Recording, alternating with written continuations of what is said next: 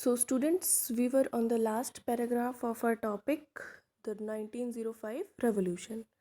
अब जब सभी लोग स्ट्राइक्स, डॉक्टर्स, इंजीनियर्स सब डिमांड करते हैं कॉन्स्टिट्यूंट असेंबली की, तो during the 1905 revolution tsar allowed creation of an elective consultative parliament और दुमा. ठीक है.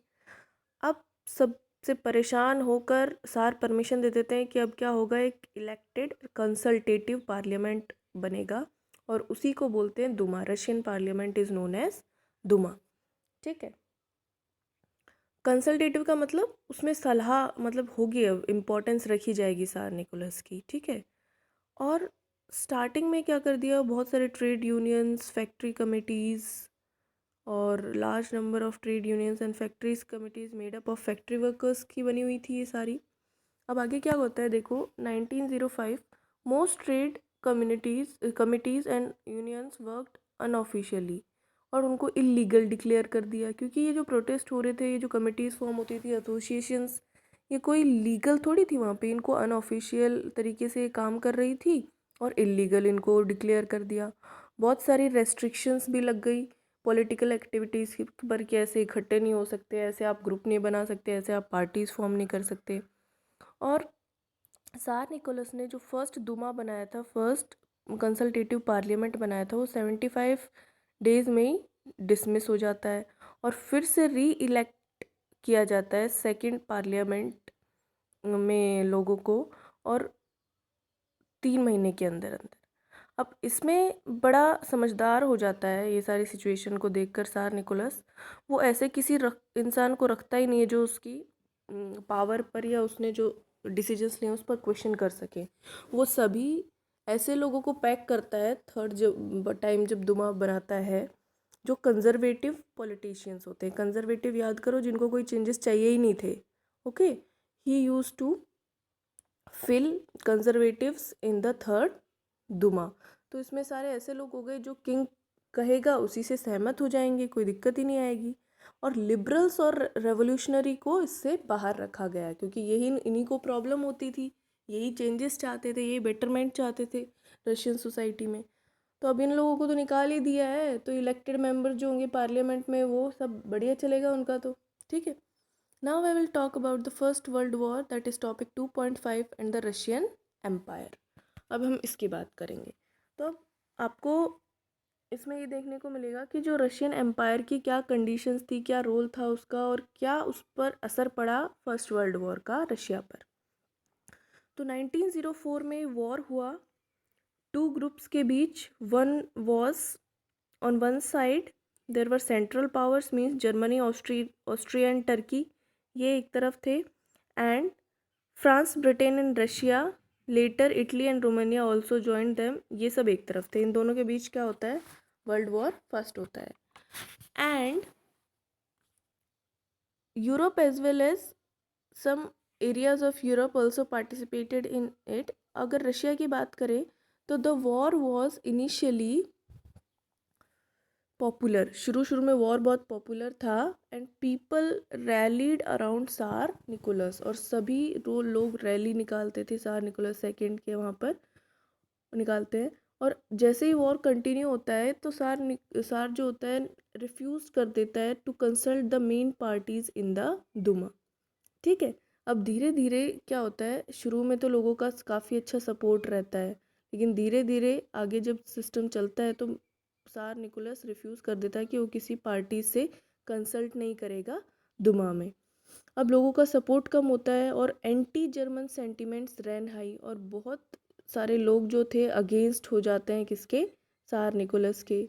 और ये देखा भी जा सकता है कि उन्होंने इस तक अगेंस्ट हो जाते हैं कि जो सेंट पिट्सबर्ग है, पीटरबर्ग, वो एक जर्मन नेम है, तो इसके क्या हो जाते हैं, इसको चेंज करके रख देते हैं पिट्रोक्रैट. और एक रीज़न जो बताया जाता है इस हेट्रेड वाली फीलिंग का या इस अगेंस्टनेस का, वो जरीना जो थी ना, सारिना अलेक्जेंड्रास, जर्मन ओरिजिन की थी और वो एक पुअर एडवाइज़र थी. और उसने हमेशा क्या किया, सार निकोलस को, इनकी जो वाइफ थी सारिना, वो अलेक्जेंड्रा, वो एक जर्मनी से बिलोंग करती थी, और वो एक पुअर एडवाइज़र थी, हमेशा उल्टी सीधी एडवाइस देती थी ज़ार निकोलस को, कभी उन्होंने सही सलाह नहीं दी। और स्पेशली एक साधु थे, मॉन्क थे, Rasputin, made the autocracy unpopular. और ये जो मॉन्क थे, साधु रास्पुतिन, इन्होंने क्या कर दिया कि ऑटोक्रेटिक रूल जो था ज़ार निकोलस का, उसको नीचे लाने में, उसको अनपॉपुलर बनाने में इनका भी काफ़ी ज़्यादा रोल रहा। तो एक तो ये था कि लोगों का सपोर्ट कम मिलने लगा था ज़ार निकोलस सेकंड को, और जर्मन सेंटिमेंट्स लोगों के बहुत गुस्से में आ गए थे। जर्मनी से उन्होंने नाम तक चेंज कर दिया, क्योंकि सेंट वो एक जर्मन नेम था। और जरीना जो थी एक पुअर एडवाइज़र थी, और अनपॉपुलर बनाने में किसको, रूल किसका, ज़ार निकोलस का, तो उसमें मॉन्क जो था, साधु रास्पुतिन का भी काफ़ी रोल रहा। अब ध्यान से समझने की बात आती है, बहुत इम्पोर्टेंट एस्पेक्ट। आपको दो साइड्स के अकॉर्डिंग पढ़ना है आपको, एक तो ईस्टर्न साइड और एक वेस्टर्न साइड, ठीक है। इसमें हम ये देख रहे हैं कि वॉर कैसे हुआ और कैसे हार होने लगी, ठीक है। तो एक वेस्टर्न साइड है और एक ईस्टर्न साइड है। तो वेस्ट की तरफ जो थी आर्मीज़ जो थी, उन्होंने किस तरीके से लड़ाई करी, खाइयाँ बनाकर, ठीक है, और उसमें छिप छिप कर जैसे अटैक किया अपोजिट साइड के लोगों पर। तो ईस्टर्न फ्रंट और वेस्टर्न फ्रंट की तरफ दो ग्रुप्स हैं, और वेस्ट में जो आर्मीज़ ने लड़ाई की वो ट्रेंचेस, खाइयाँ बना बना कर, जैसे सोल्जर्स करते हैं ना, उसमें छुप छुप कर लड़ाई की। और ईस्टर्न साइड में armies moved a good deal and fought better, leaving large casualties. और जो ईस्ट की साइड्स की तरफ से जो लोग थे, उन्होंने काफ़ी जीत हासिल करते हुए वो आगे बढ़ रहे थे। And defeats were shocking and demoralizing, और Russian armies lost badly in Germany and Australia between 1914 and 1916। Russian army की बहुत बुरी हार होती है, ठीक है, 1914-1916 में। एंड 7 मिलियन तक का उसका नुकसान हो जाता है बाई 1917, ठीक है। As they retreated the Russian army destroyed crops, 7 million का नुकसान, और वो लोगों की डेथ हो जाती है, 7 मिलियन लोगों की डेथ हो जाती है। और रशियन आर्मी डिस्ट्रॉय की क्रॉप्स डिस्ट्रॉय हो जाती है, buildings to prevent the enemy from able to live. और रशियन आर्मी जैसे जैसे पीछे की तरफ आती है, क्योंकि क्या हो रहा है, जो उनकी अपोजिट टीम है, कौन है उनकी अपोजिट टीम, उनकी अपोजिट टीम है जर्मनी, ऑस्ट्रिया और टर्की। तो ये जैसे जैसे उनकी तरफ बढ़ते हैं, ये जैसे जैसे उनकी तरफ बढ़ते हैं, क्योंकि वो तो क्या कर रहे थे, ट्रेंचेस बना बना के लड़ रहे थे, तो ये रशियन आर्मी की तरफ आते हैं। तो रशियन आर्मी पीछे की तरफ बचाव के लिए, क्योंकि उसकी आर्मी का बहुत नुकसान हो गया था, 7 मिलियन लोगों की डेथ हो गई थी, उसमें मारे गए थे। तो अब ये बचाव के लिए पीछे पीछे सरकते हैं, तो क्या होता है, ये अपनी क्रॉप्स और बिल्डिंग्स वगैरह सबको डिस्ट्रॉय कर देते हैं, अपने खुद की कंट्री की, ताकि जो एनिमी है वो क्या ना कर सके, वो इनको यूज़ ना कर सके। और जो बिल्डिंग और क्रॉप्स का डिस्ट्रक्शन जो होता है वो 3 मिलियन तक हो जाता है।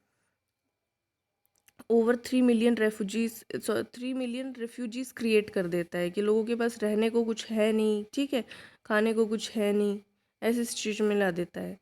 And the situation discredit the government and the tsar, और soldiers did not wish to fight such a war. और ये सब किसकी वजह से हुआ, ज़ार निकोलस की वजह से हुआ, क्योंकि अगर वो चाहता तो अपने सोल्जर्स को बचा सकता था। सोल्जर्स बिल्कुल वॉर करना ही नहीं चाहते थे, इतने लोगों की जानें गई, वो नहीं जा सकती थी, लेकिन ज़ार निकोलस वॉर ऑर्गेनाइज करवाता है, इसलिए लोग क्या होते हैं, ज़ार निकोलस की गवर्नमेंट से नाखुश होते हैं। अब एक बहुत इंपॉर्टेंट क्वेश्चन बनता है कि वॉर का क्या असर पड़ा रशिया पर। तो देखो बहुत ज़्यादा, एक तो हमने देख लिया कि 3 मिलियंस रिफ्यूजीज टर्न हो गए वॉर की वजह से, क्रॉप्स बिल्डिंग्स उन्होंने एनिमीज़ ना यूज़ कर पाए, इसलिए खुद ही डिस्ट्रॉय कर दिया अपने कंट्री का।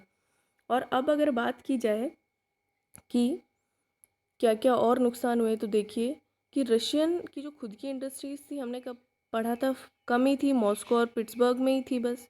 अब उनमें बहुत ज़्यादा क्या हो जाता है, सप्लाई कम हो जाती है, और वो क्या करता था, याद करो, एग्रीकल्चर के लिए सप्लाई करता था, बाकी कंट्रीज़ को एक्सपोर्ट करता था। अब क्या हो गया है, तो उसकी सप्लाई कम हो जाती है, वो सप्लाई करता नहीं है और करना चाहता तो भी नहीं कर सकता था, क्योंकि दिक्कत क्या हो जाती है, जब वो सप्लाई करते थे, एक्सपोर्ट करते थे, तो वो बाल्टिक सी से उन्हें गुजरना पड़ता था और बाल्टिक सी का कंट्रोल किसके पास था? जर्मनी का था। तो जर्मनी बिल्कुल उसको आगे की तरफ नहीं जाने देता। Other than this what happened, railway lines broke up and able bodied men were called up to war। और जो बिल्कुल हट्टे कट्टे बढ़िया फिट लोग थे उनको वॉर के लिए बुलाया जाता था। उसके अलावा लेबर की शॉर्टेज बहुत हो गई। स्मॉल वर्कशॉप जो थे, जो एसेंशियल गुड्स प्रोड्यूस करते थे, वो बंद हो गए, शटडाउन लग गया उनमें। और ग्रेन्स की सप्लाई जो थी वो सारा आर्मी के लिए जाने लगा था। और सिटीज़ में bread and flour became scarce, कमी होने लगी इन खाने की चीज़ों की। और विंटर आते आते 1916 में बहुत दंगे होने लगे ब्रेड शॉप्स और फूड आइटम्स वाले प्लेसेस पे, जैसे कि हमने पढ़ा था किसमें, फ्रांस में। सो revise the topic well, listen the video properly as this topic is very important, and do the questions after proper understanding what is asked in the question। कुछ भी मत लिखिए, ठीक है? आप लोग कुछ भी लिख देते हैं, पहले ठीक से सुनिए कि क्वेश्चन में पूछा क्या है आपसे, and then write the answers. जैसे अगर मैं बोलूँगी कि इम्पैक्ट लिखो वॉर का, तो लास्ट पैराग्राफ में बहुत सारे पॉइंट्स है, पूरा पैराग्राफ लिखने की ज़रूरत नहीं है, पॉइंट्स में आंसर दीजिए, ठीक है? अगर मैं बात करूं कि वाइफ का नाम क्या था, तो जरीना अलेक्जेंडर। ब्लडी संडे वाला इवेंट बताओ, तो पॉइंट्स में लिखो, 5 पॉइंट से ज़्यादा का आंसर नहीं होना चाहिए। Okay, right properly all the answers. Thank you.